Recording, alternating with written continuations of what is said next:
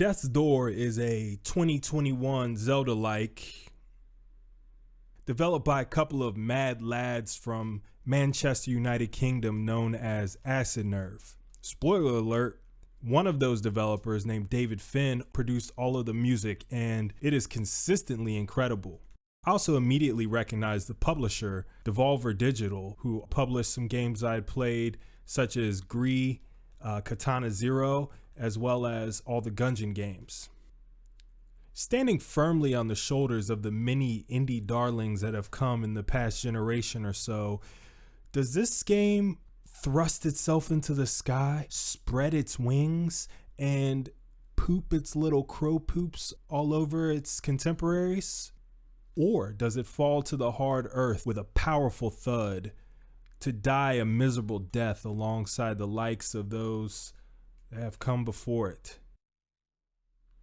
Well, that's probably why you're here, huh? So, without further ado, I present the TheGamerSician's review of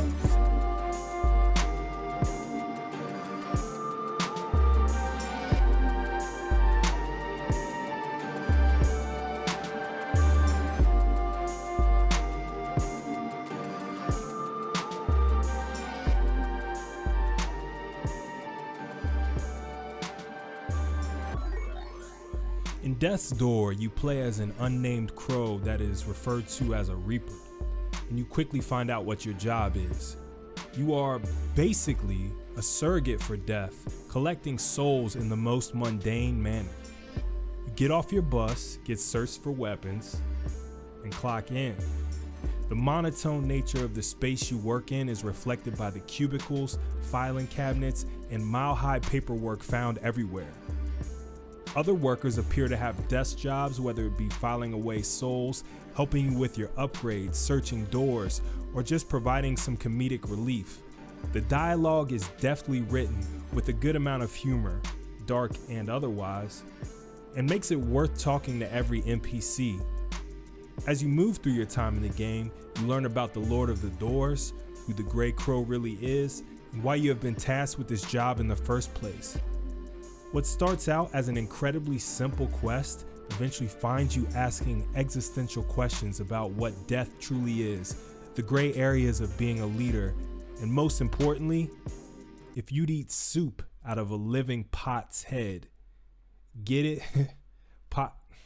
Anyway, all in all, Death's Door's narrative is much better and more interesting than it initially lets on.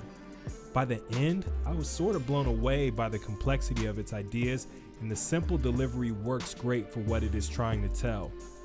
I found myself thinking during the credit crawl about what I had just played, and to me, that's the ultimate good sign.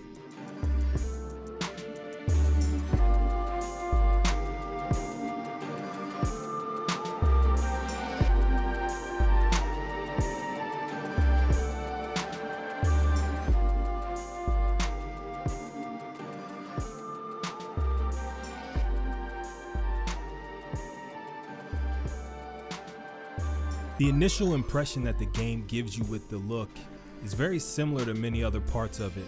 Simple and elegant on the surface, but better and better as you get in. My first thoughts were, holy shit, this game has a great style. It feels indie by nature, but it clearly had a decent budget. The color palette is muted in some ways, but very vibrant in others. The choice for this sharp contrast between the more low-key elements and the pops of bright pink, neon green, and deep red really sell an atmosphere. I also love the soft focus effects throughout that really gave this a very dreamlike feel as parts of the world pop in and out as you wander throughout the scene. Death's Door also does a great job with sweeping camera angles to introduce bosses with these massive text pops that let you know that it's just about to go down. You'll also notice a fantastic use of lighting, shadows, reflections, and other very clean effects. This runs all at a rock hard 60 frames per second at 4K on the PS5. Every animation is smooth and almost always reads well. I rarely felt that my view was obscured or that an animation failed to give me an indication of the next move. Ultimately, the graphics are a pleasure to behold in this game. The simple and smooth yet dynamic and intriguing worlds will keep you wondering what little visual treat you'll get next. Definitely nice to look at.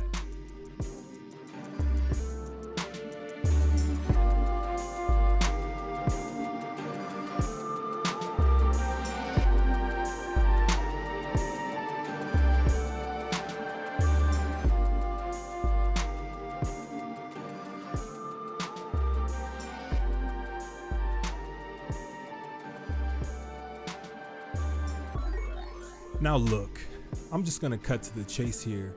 This game sounds great. The use of music in this game really is a huge pusher of the atmosphere throughout Death's Door. Mr. Finn's brilliant compositions evoke every emotion needed when it's needed. This is an OST you will want to listen to a few times well after the game is over.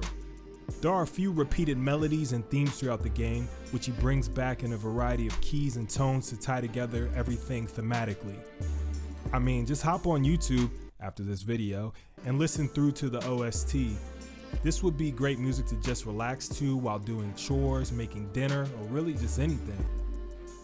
The sound effects are also very good, though it's hard to live up to the impressiveness of the music. The clangs of weapons, the low-pass sounds when you get hit, the audio punctuations and stingers when people talk or are introduced, they all definitely exceed their job, but they didn't blow me out of the water. Everything is crisp enough that they provide the necessary tells and cues for the gameplay, so I cannot give them a bad mark. Just hard to live up to the standards of the audio elsewhere. Now, the spatial separation is fantastic, and I could tell through my soundbar where enemies and attacks were always coming from. In total, this is a fantastic audio package.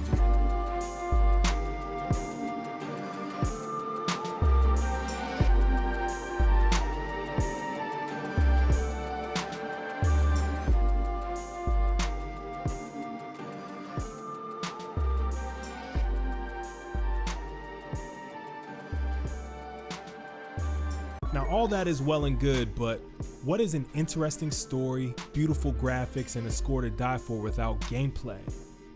Death's Door excels here as well, again on a bit of a ramping scale. The game plays out about how you would expect. Its inspiration drawn from the old school Zelda games is very clear from the get-go.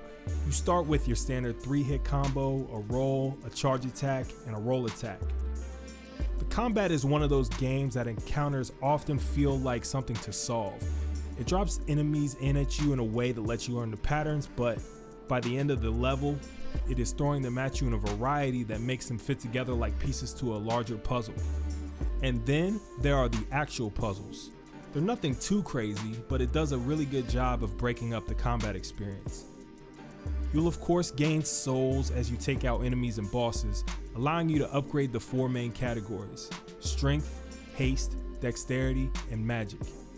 As you do so and move through the game, you'll also find some spells, both offensive and utility driven, and quite a few different weapons.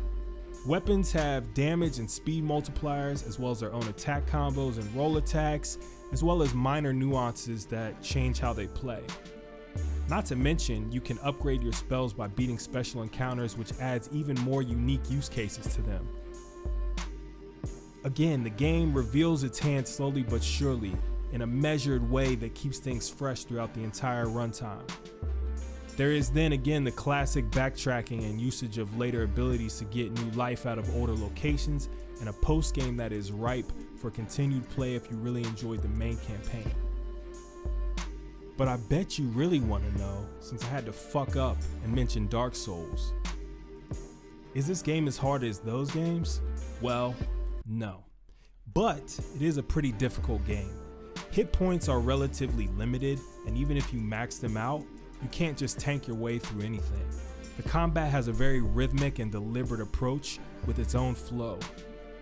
I found the controls to be a little unwieldy at first, and I wish that I could remap things, though you can't. Finally, the lack of a map was a pretty major oversight, though in hindsight, I definitely see their thought process behind it. Despite those little nitpicks, this game fucking rocks. Once you get to grips with the slightly floaty controls, the flow of the game comes into view, and the intense boss battles, gauntlets, and small time-based puzzles will have your hands sweating and your pulse racing.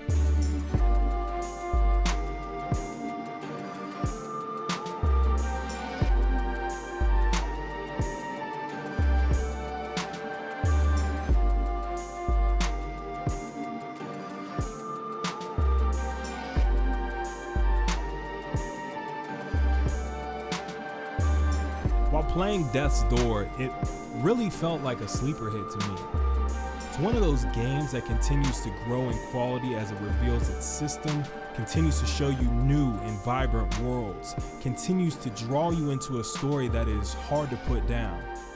While seemingly simple on the surface and never truly reinventing the wheel, Death's Door's fantastic boss fights, incredible level design, Zelda-like puzzles, dense, unique, charming worlds, and one of the coolest takes on death lends itself to a game you shouldn't miss if you are at all interested. This is definitely a game I could see myself coming back to fresh in a year or two, looking to feel all that wonder and that rush again. This one gets my recommendation of